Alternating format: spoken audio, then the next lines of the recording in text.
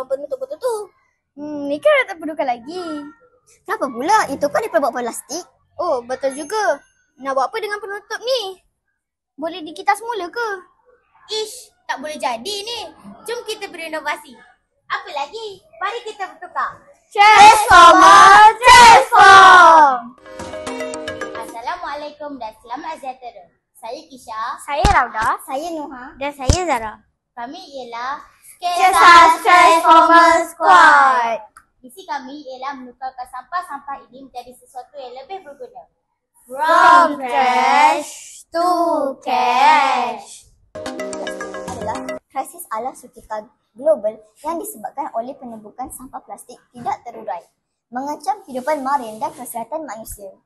Sampah plastik boleh melepaskan bahan kimia yang berbahaya di dalam ekosistem. Malaysia merupakan negara yang paling tertinggi dalam penggunaan mikroplastik. Bagi menyelesaikan masalah tersebut, kami telah menghasilkan Transformer Craft, iaitu projek inovasi yang memberi nafas baru kepada penutup botol. Ia juga menjadikannya sebagai bahan asas seni kraft. Projek inovasi ini melibatkan kerjasama daripada pelbagai pihak, iaitu murid-murid, guru, ibu bapa dan juga kitangan sekolah. Kami bekerjasama untuk mengumpulkan penutup botol ini dan disimpan di bilik RBT. Hasil botol cap ini juga dihasilkan secara berkumpulan dengan bimbingan guru.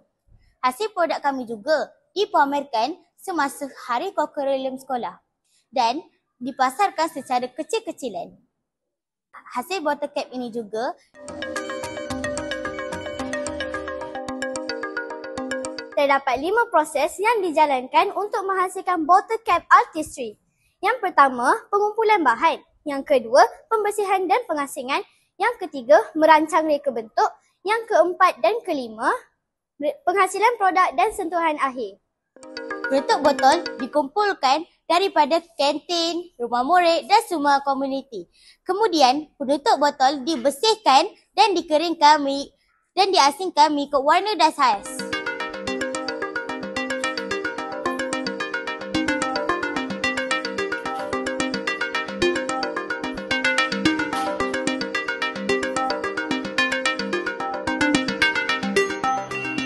Kami membuat perbincangan idea untuk menghasilkan pelbagai produk daripada penutup botol dan bimbingan guru. Penutup botol akan dihancurkan, dicairkan dan dibentuk atau menjadi hasil karya seni.